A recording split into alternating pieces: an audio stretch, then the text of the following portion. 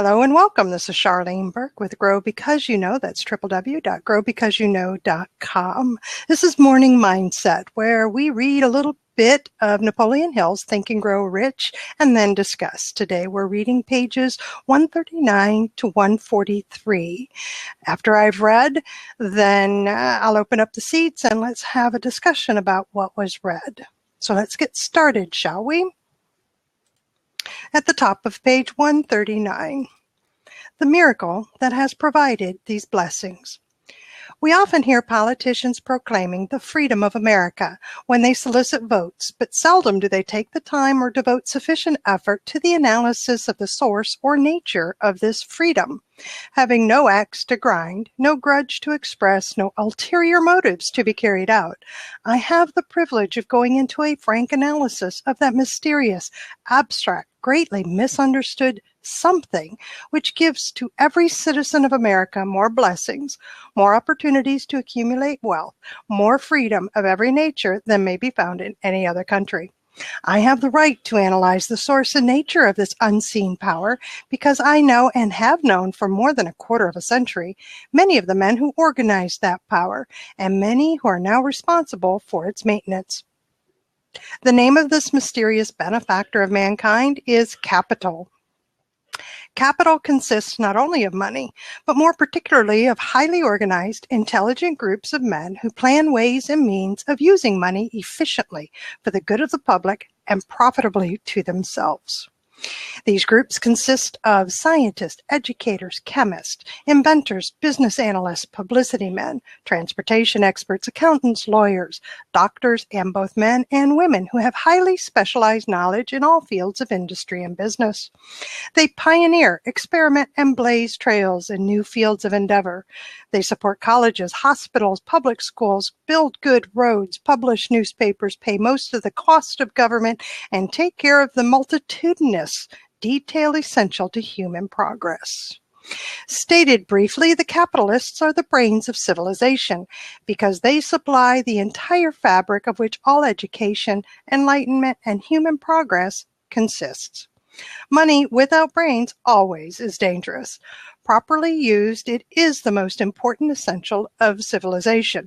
The simple breakfast here described could not have been delivered to the New York family at a dime each or any other price if organized capital had not provided the machinery, the ships, the railroads, and the huge armies of trained men to operate them. Some slight idea of the importance of organized capital may be had by trying to imagine yourself burdened with the responsibility of collecting, without the aid of capital, and delivering to the New York City family the simple breakfast described. To supply the cheese, you would have to make a trip to China or India, both a very long way from America. Unless you are an excellent swimmer, you would become rather tired before making the round trip. Then, too, another problem would confront you. What would you use for money, even if you had the physical endurance to swim the ocean? To supply the sugar, you would have to take another long swim to Cuba or a long walk to the sugar beet section of Utah. But even then, you might come back without the sugar because organized effort and money are necessary to produce sugar, to say nothing of what is required to refine, transport, and deliver it to the breakfast table anywhere in the United States. The eggs you could deliver easily enough from the barnyards near New York City, but you would have a very long walk to Florida and return before you could serve the 2 glasses of grapefruit juice. You would have another long walk to Kansas or one of the other wheat-growing states when you went after the 4 slices of wheat bread. The rippled wheat biscuits would have to be omitted from the menu because they would not be available except through the labor of a trained organization of men and suitable machinery, all of which call for capital. While resting, you could take off for another little swim down to South America, where you would pick up a couple of bananas, and on your return, you could take a short walk to the nearest farm having a dairy, pick up some butter and cream.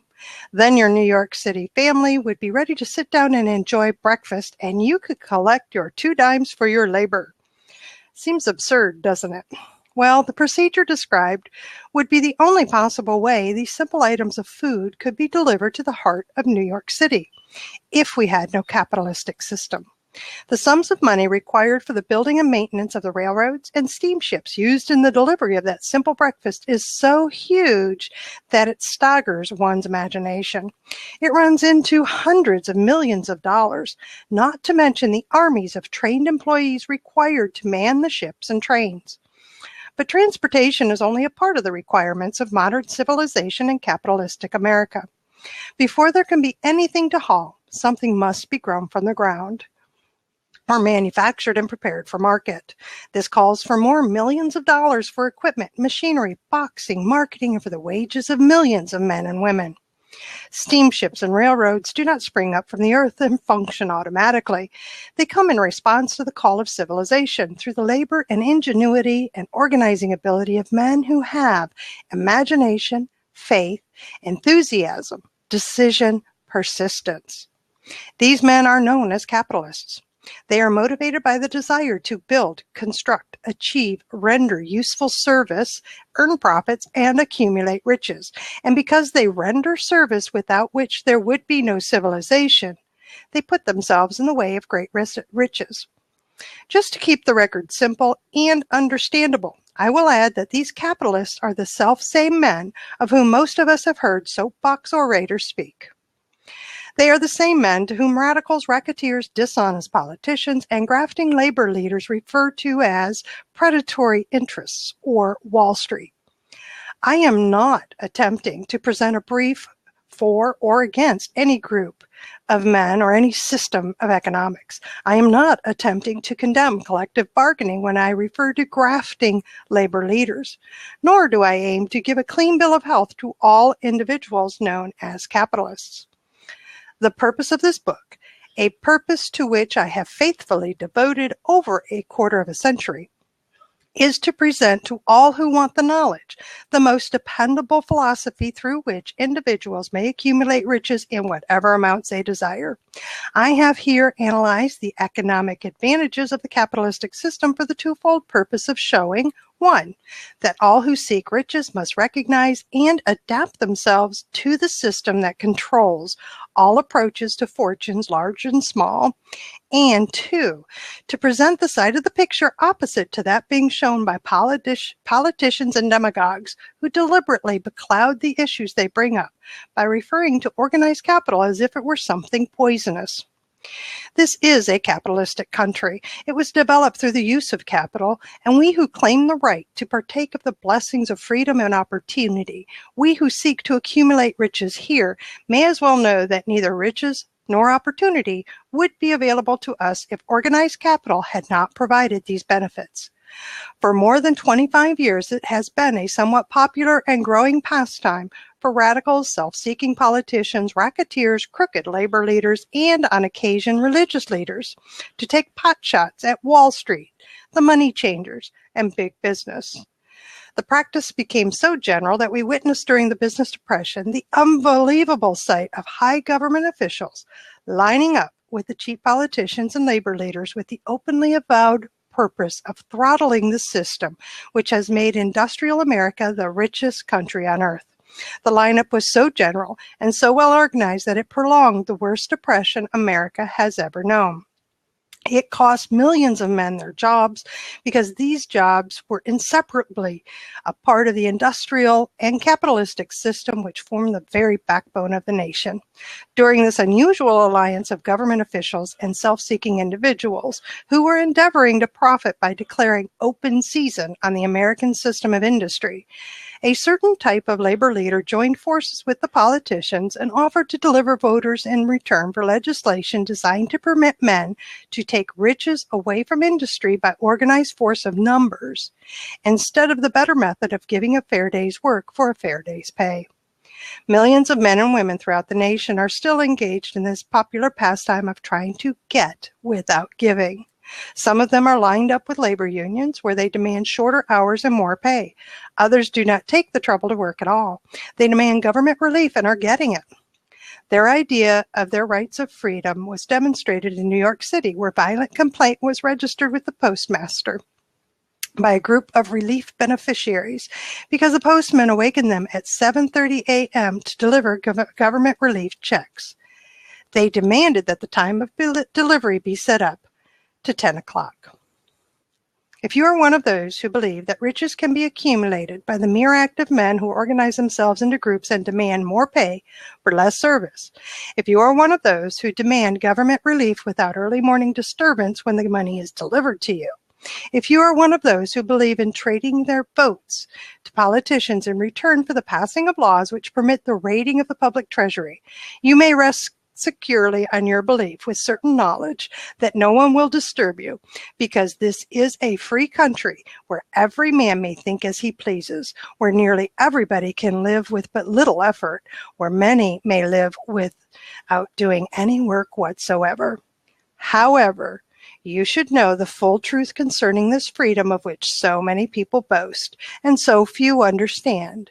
As great as it is, as far as it reaches, as many privileges as it provides, it does not and cannot bring riches without effort. I'm going to stop there. Good morning, everybody. Ba-boom. So I'm not quite sure, Chuck, which part you were ba-booming, but I'll go along with that. Good morning, Revel. Revel. My apologies. I realize that's how you pronounce it. Revel. Chantel. Good to see you. Son. Good to see you. Falguni. JC Carroll.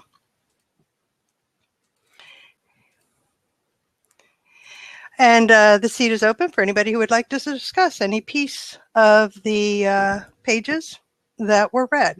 What struck out at you? Chuck, if you can get on here, can you tell me the ba-boom that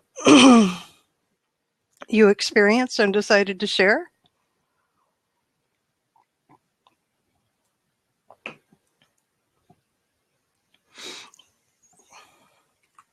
And for those who don't have a copy of the book,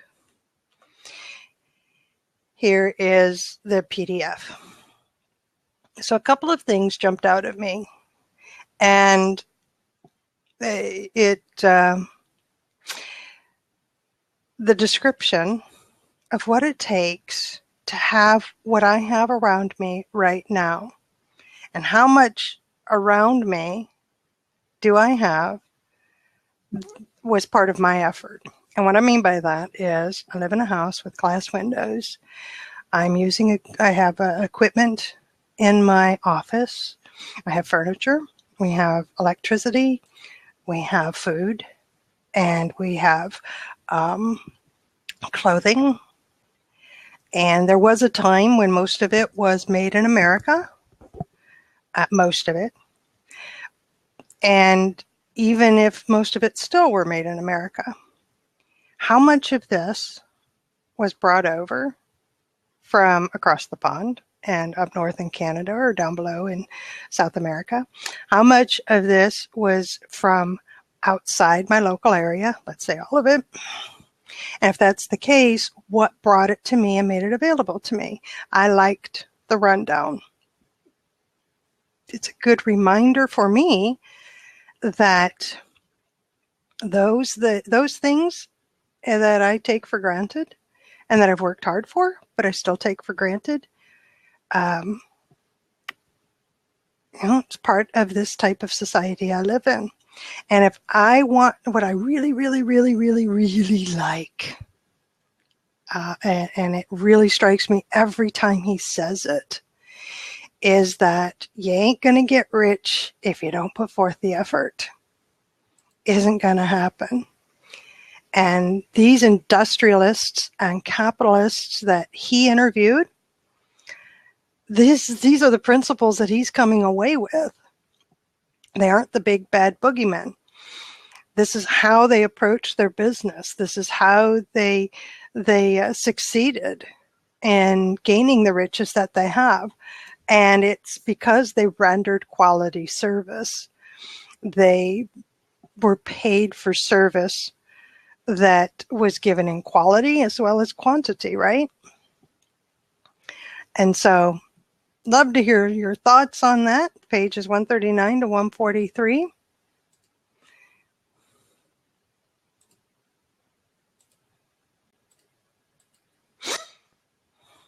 Good morning, huh? How are you? I'm fine, thank you. Good morning, Charlene. Good morning, everyone. Um, wow, I love this. And what you just said is so true because we are at the end user and we don't bother to looking for the origin of where things coming from. To me, it's all things connected. And what he said is so profoundly at the end when you stop. That is, it does not and cannot bring riches without effort. Now, wow, I mean, that thing said it all. And you know that I believe in that wholeheartedly. Mhm. And when you're talking, I might have somebody, I might upset somebody, but I will say it anyhow. Please do. Um, the people who condemn the money don't have any. Because not because you need to have the love for the money, but remember money is just like the currency and that's the circulation, make things go around because that's the way that we are in the modern world. We do the exchange for service or for good. And I mean, the love of money can be bad if you using that to control or to do something else. But money can be very good. You can do a whole lot of good. If let's say if I see a poor man and I want to help him, I just say, "Oh, I understand. You good." But if I can give him a sandwich, that means much more than I just say, "Oh, you need to get up to do something," because you cannot sit here and food come to you. But before you want to teach him, to encourage him to do something, hand him a sandwich first. Let him take care of his hunger first before you can teaching him something. Right. Because yeah, I love this. Well, you're like me. I'm all over this, and it's because I have worked in the nonprofit sector, and for huge organization. And in the beginnings of our country, you know, um, healthcare, medical care, and medical services was provided by the nonprofits. It was provided by a lot of the hospitals, clinics, and medical facilities were supported by donations from the community, were supported um, by the community, in terms of being nonprofit and what have you. And there were a few, as far as I know, there were a few government-run services, but the majority were the churches that stepped in, multiple denominations that stepped in. They were the nonprofits that were organized for the social welfare and social being. Is the community, to take care of the needs of the community beyond that which the industrialists and the capitalists and the business could provide and government could provide. And it's one thing that also jumped out at me, because I've had this conversation numerous times, was that without the big business, we would not have had the roads that we have throughout our communities. And I'm not talking the major highways. That's a federal funded, major highways that connected the East Coast to the West Coast. I'm talking about community roads, community paved roads. They were built by the companies that came in to build their facility. They needed a road. They built the road, and then they realized that if we continue the road, we can, it would be better for us as a business. But the offshoot of that were the side businesses that got together as a community and said, listen, let's build a neighborhood around this. Let's build up some houses for the workers. Let's build up some roads for the workers and their families. And that's how communities sprang up. And I've been in conversations where I've had to explain that to some who just simply don't know. It's just, they just don't know. The other thing I found interesting is that everything he's saying is what we're griping about today. I hear from a lot of people that it's, big business is mean and nasty and horrible and bad, and Wall Street is bad. And been hearing that for, I'm 51 years old, so I know I've been hearing, well, I've been in the States, so I'm probably a good 40 years I've been hearing it, not from my family, but just in general from around. So just wanted to throw that out too. I'm with you, if I want it, I'm in a position that the opportunities are here and I can get it. In the same way of thinking, let's say that you run the business and you try to sell something so cheap, your service or your product. People, if they don't understand, they said, wow, that's affordable. But the truth of the matter is you have to check them enough in order for you to improve your line of products, and you can offer them the best services. Because sometimes people, the business, if you are on the business right now, you need to check people enough in order for you to improve, to grow, and to offer the best services that you can. Profits aren't poisonous. Mm-hmm. And that's another thing I think that while you were talking, I was recalling many conversations with solopreneurs that they think that if they charge too much, it's not a good thing.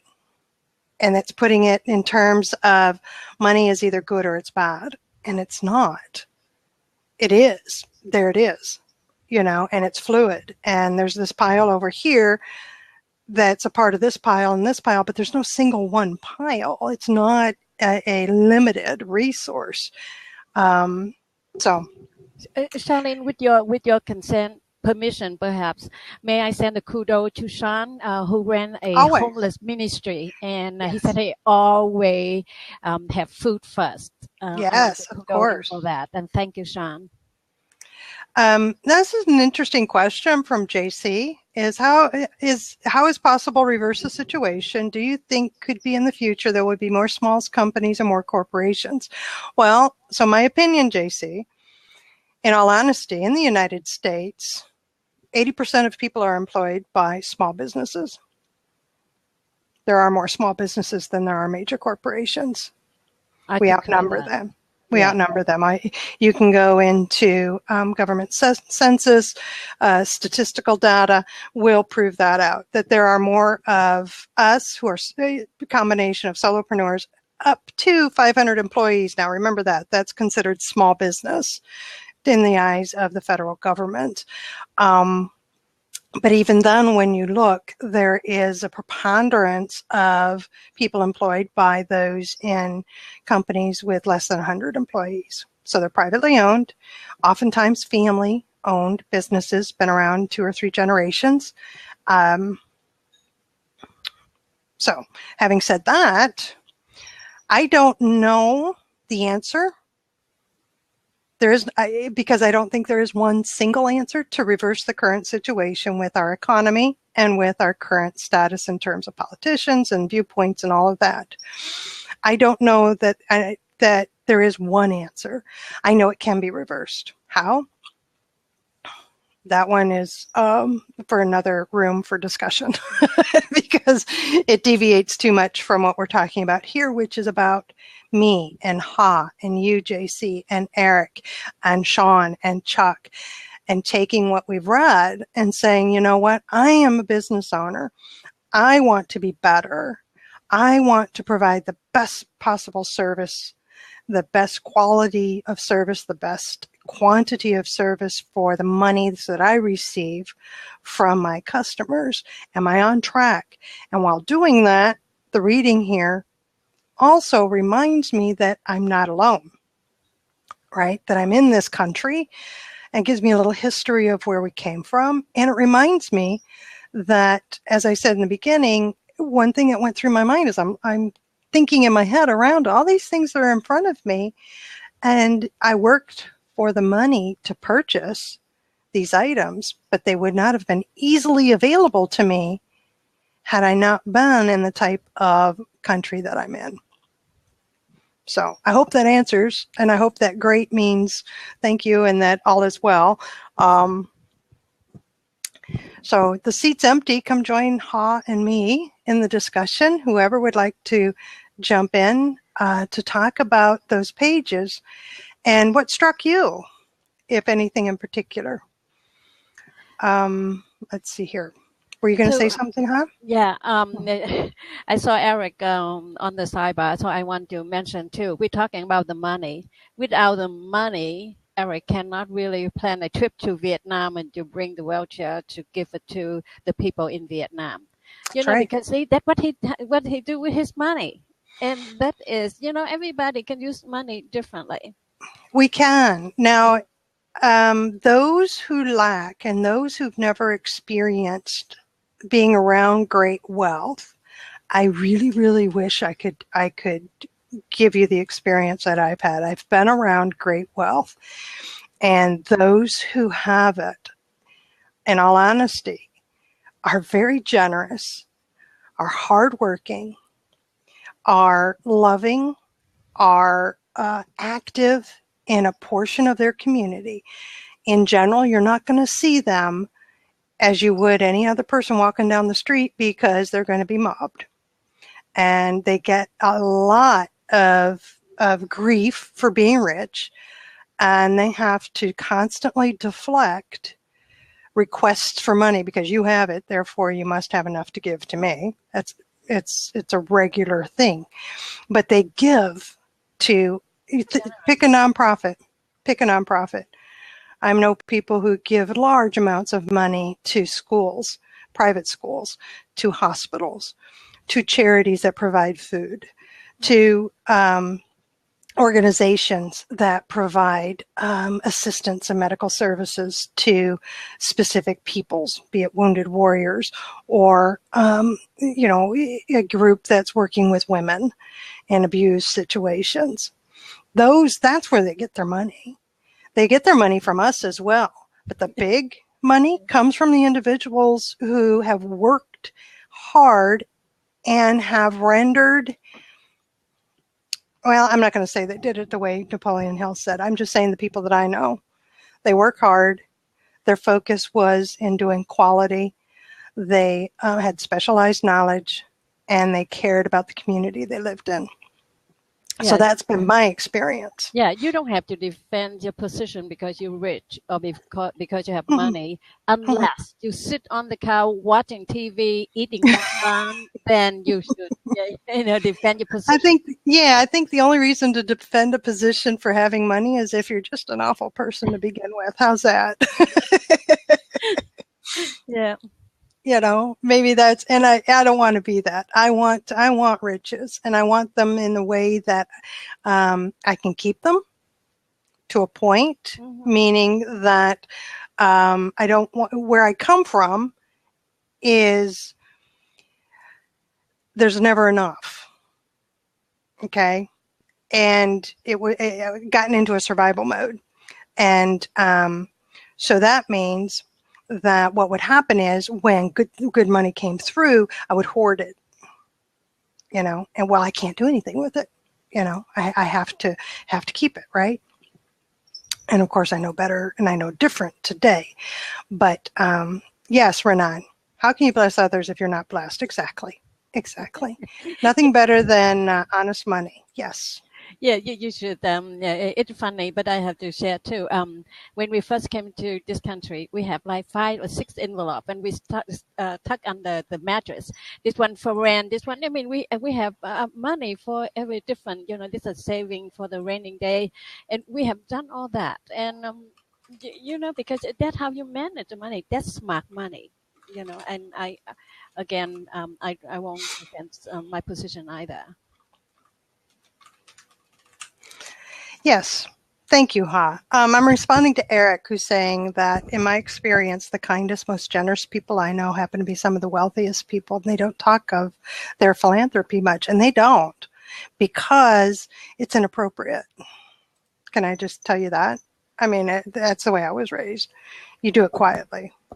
You don't, because it's not about you. It's about the people you're helping.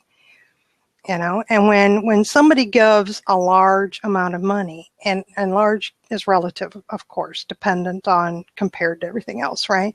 But when somebody gives a large amount of money, it becomes it being the focus of attention of the community, of the media, of those involved with the organization receiving the money.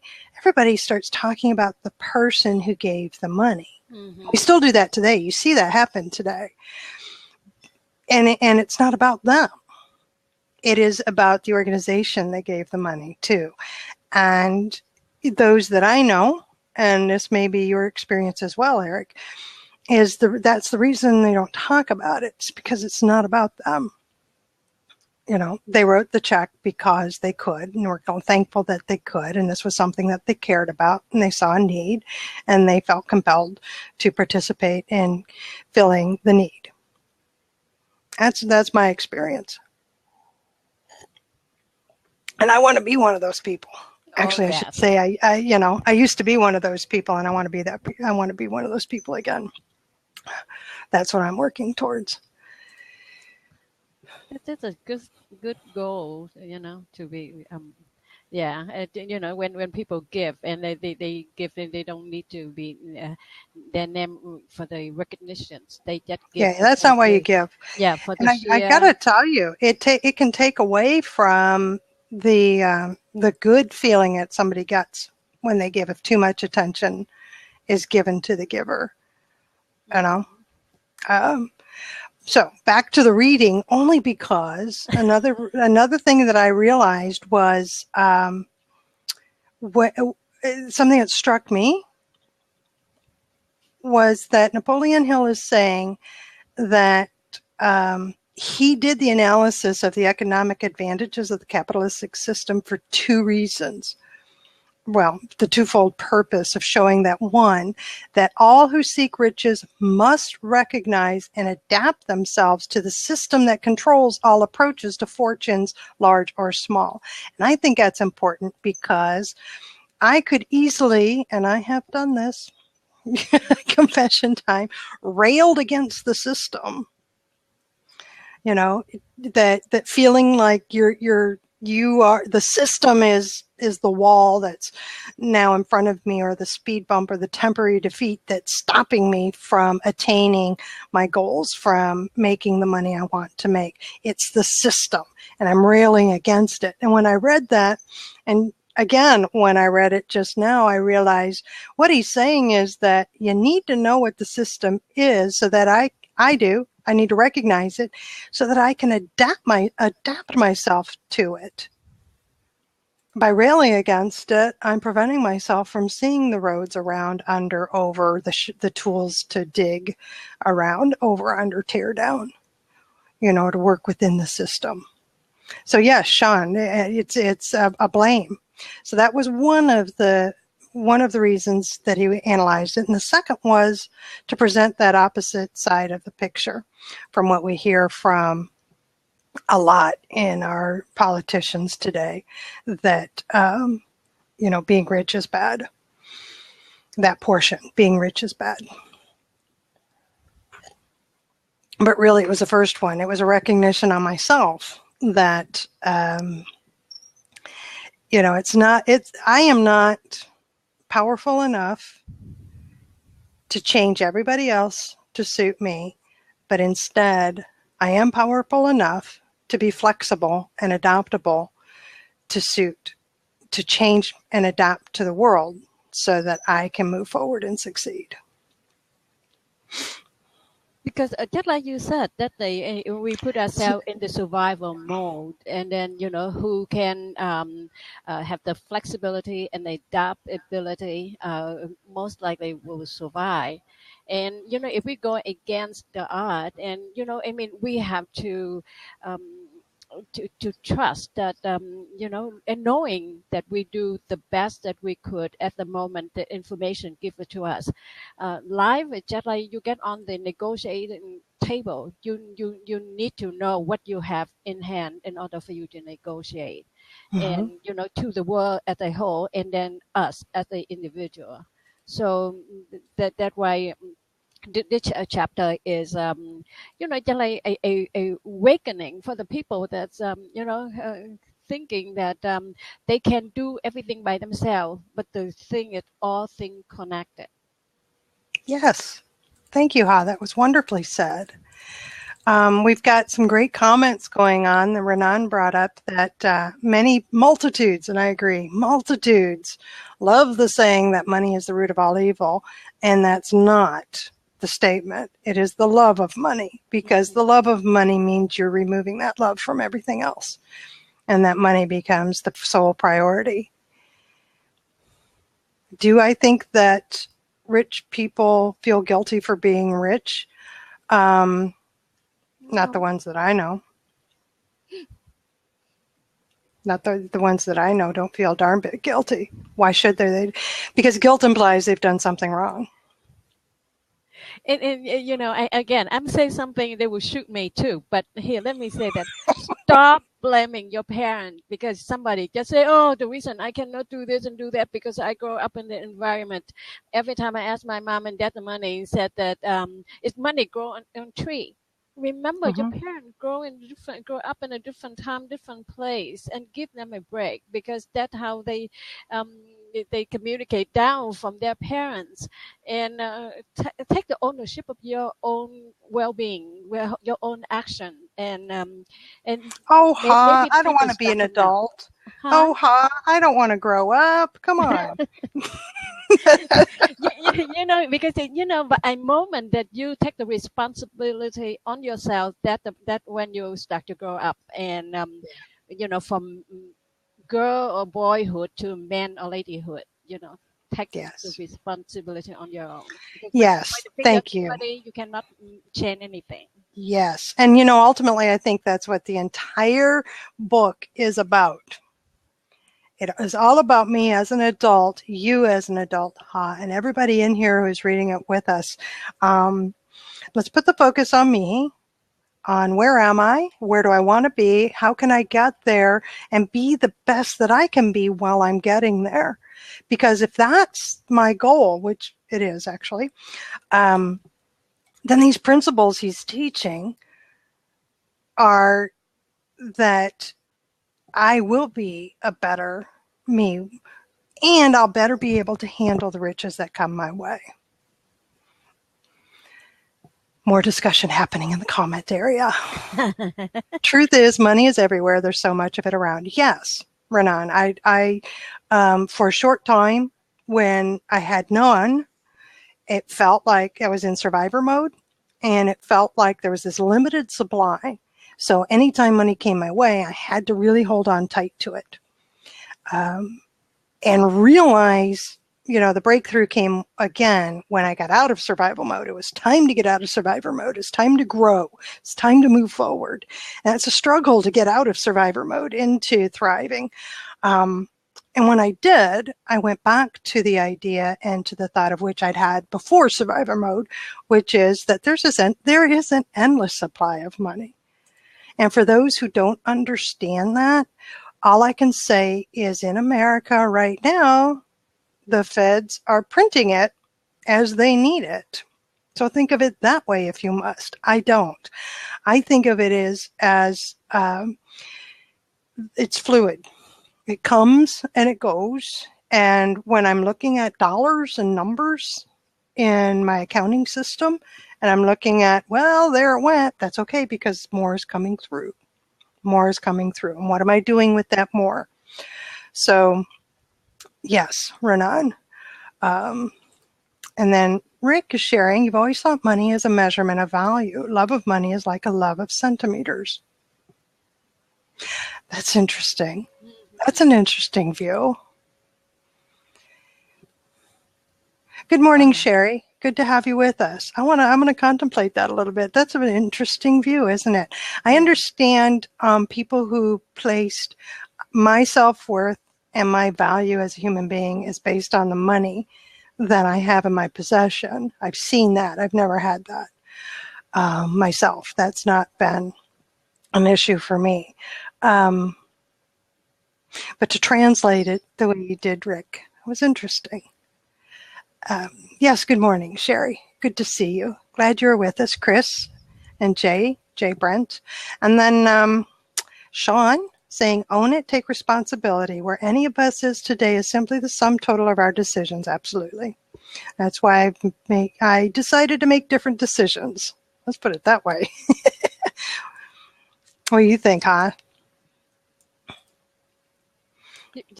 I'm looking. Well, I know you were reading the comments too. Yes, terrific comments over there. Yeah, well, Sean was saying that today I am the result of the decisions I've made. Own it, take responsibility, because today I am the sum total of the decisions I had made. And it equates to what I've always believed, which is I am the sum total of all the experiences that I've had, which were a result of the decisions that I made. And I decided that I wanted different experiences, therefore making different decisions. You have a freedom to making the decision, but you are never free from the consequences of your decision. Yes, beautifully said. Yeah. So let's say that again, huh? I want to make sure I get that. Say that again for me. I interrupted you. You have a freedom to make the decisions. However, you are not free from the consequences. Yeah, from the consequences. Yeah. So I have the freedom to make the decisions. I am not free from the consequences of those decisions. I must pay the consequences, good, bad, or indifferent, right?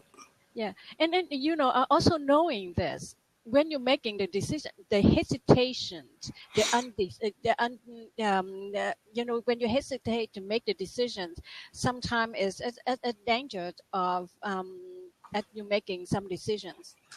And then make the decision with the best information in front of you and with the knowledge that you have at that moment. If you make the wrong decision, so what? Learn from it and go on. Yeah. And make another decisions. Yeah, that was a struggle for me. I was never taught how to handle failure. So to me, it was very, very definite. I failed, therefore I just move on to something else. Good morning, Eric. Good morning, Eric. Hey, good morning, Charlene. Good morning, Ha. How are you? Actually, let me grab my headset. I think this will work out a little better if I have my headset. Yes, it will. And Rick, that's an interesting. I respect the ability to think of money as abundant without evidence or before evidence.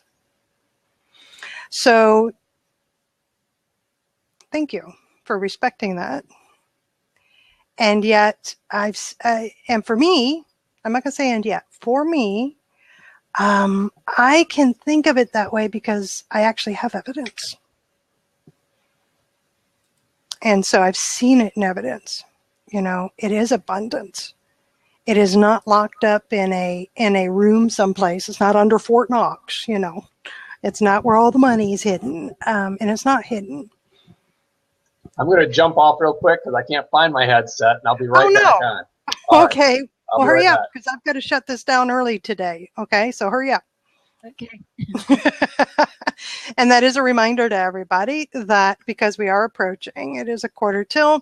I'll be shutting down in about 10 minutes. It is early, but that's because it's Wednesday. And on Wednesday, I host a live virtual networking meeting for professionals. Every one of you is welcome to join that. I'll post the join link shortly. But I just wanted you to know that we're discussing pages 139 to 143, and Ha, correct me if I'm wrong here, those pages are Napoleon Hill's summation of what America's capitalistic economic situation is today as it was 80 years ago. And because we have a capitalistic society, and economy is why we have the riches available to each of us today. So we combine that the riches are there, the opportunity is there, and the discussion now is about, well, if that's the case, then what am I doing to reach that? Am I wrong? And Chuck, while riches can include money, there are a lot of people who chose a modest life while developing. Oh, absolutely. Absolutely. It's not all about the money. That's why I love this. I'm loving this book. It is not all about money. It's about making me the better me to have more money and to reach the number that I have, because everybody knows this, you know me, right? I've read my major definite purpose this morning. I've got the dollar amount in there that I'm working towards, that I know is there. And I've got the plan. The plan's been given to me that I'm working to get that dollar amount by a particular date.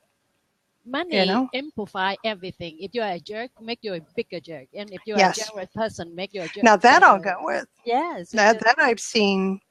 Yes, that I've seen. Welcome back, Eric. Thank you. Thank you for your patience. And I'll be quick here because I know you were on a more restricted schedule. Yeah, just a few minutes, but you can stay until I shut down. You're welcome to. Sure. So, gosh, well, what a great read this morning, and kind of a area that is potentially really charged, right? It's a really charged topic. And I guess as I listened to you read it, I got some comfort over the fact that this has been going on for many, many, many decades. I mean, back when he wrote this book, the system and the pull and tug of the different factions was apparent there as it is now. So, and I also liked how he had a lot of humor in covering this topic, talking about, hey, if you wanted to have that glass of orange juice, or if you wanted to get some coffee, all you have to do, or if you want to get some tea, all you have to do is be a good swimmer. Yeah. And, didn't you like that? Yeah. Be a great swimmer and you're still going to be worn out. Right. When you get there. Some years ago, maybe a half a dozen years ago, I was on a tour here in Michigan of an early American home. And there was a number of children in the tour, and the tour guide is taking you through the various rooms of this home. A very large home. Is actually one of the early capitalists in the automotive industry. Beautiful home. But of course, the setting was back in the relatively early 1900s. And the tour guide was helping the children understand what a day in the life of a child was back then. And they were really interested in that. And one of the interesting points of the tour is where came to a particular room, and he said, now imagine it's your birthday and you're a child back then. And he said, what do you think your birthday present would be? And all these kids are thinking, video games or this or that, right? And he had the gift behind his back. And he said, anybody want to guess what the gift would be? And when he brought it out, it was an orange. And he said, back then, he said, a child in America in the early 1900s would be thrilled to get this as a birthday gift. It was a treat. Yeah, it was a treat because it was so. Sounds like Greenfield Village. It's very similar. Yeah, it wasn't Greenfield Village, but a very similar setting. And so I think it just really illustrates what Napoleon Hill is, making a point of here, is that it's a capitalistic society, the use of capital that has brought it to a point where now, I mean, if any of us want an orange, it's relatively easy to get for most of us. Yes, I agree. Gosh, there's a couple of things that I wrote down here.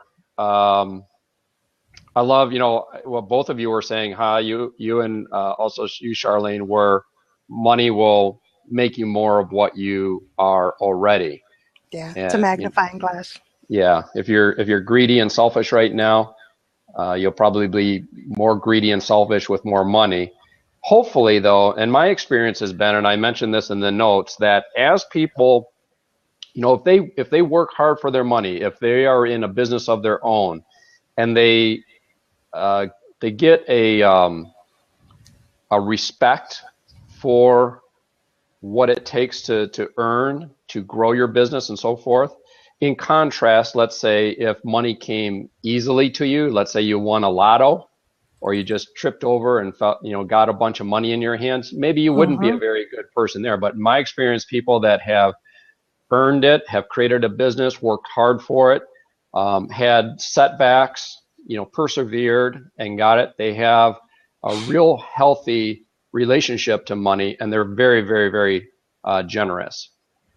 And it's been mine as well. Has been my experience as well. Yes.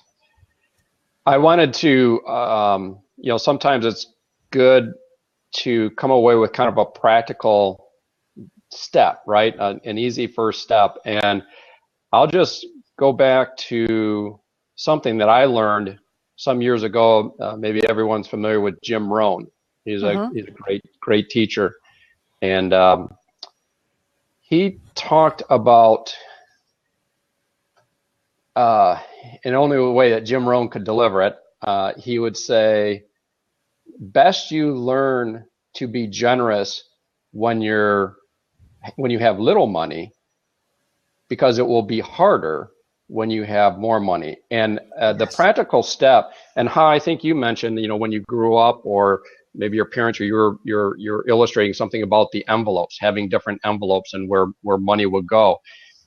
I would encourage people to take this step, because probably the most common excuse that I hear about not giving, not being generous, and that can be with time, it can be with other resources, but the most universal one is with money, is that they don't have enough.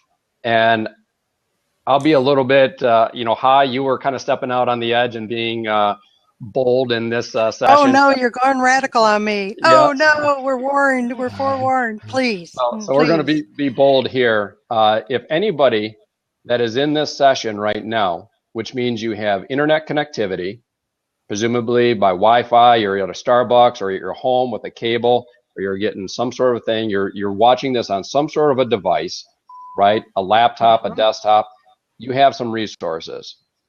If anybody in this blab session is not setting aside some portion of money to give away, I'm sorry, you're missing it. You're missing it. If you have, doesn't take much. Yeah, if you have $10, you should do something. Let's say it's 10%. $1 should be set aside. If you make $100, you should be maybe setting aside $10. Now, whether that's in envelopes, what I personally do is, these days with free checking, you can have money go into an account.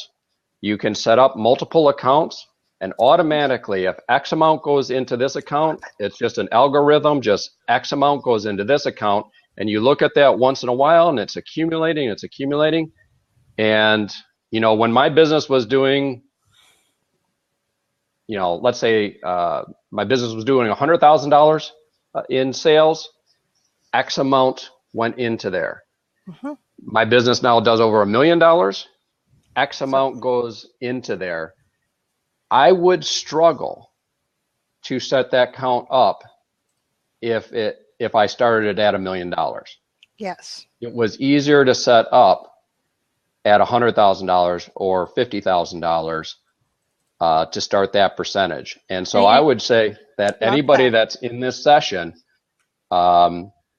you're tricking yourself, you're fooling yourself if you think you've got to wait till before you're wealthy. Start right now, start it today, set up an envelope, set up a bank account, start giving, start being generous. People out there need it, and you'll feel better. It's part of the human spirit that we feel better when we're giving. Now, I know that Charlene just about to close her session, Yeah, but I want to say to that. When I first came here, English was very limited for me, and so I have to set up the money and everything, what go to where, to make sure that I have the money, enough money. And when you're talking about the number, you should do the percentage. You should not do the dollars. And again, to give, that means make you feel good because you have extra to give, and that is play a different mental in your mind that you have enough to give, and that is very powerful. Okay, so I'm shutting this down on the recording. Yeah. This is Charlene Burke, thanking everybody who's joined me in the live stream, and Eric, and all of you in the comment section and have come through and commented and shared in this discussion. Thank you so much. So I'm going to end this meeting now, this conversation, by asking that each of us, please, let's move forward with the day on purpose, with purpose, to grow our hearts, grow our minds, and grow our businesses. So until next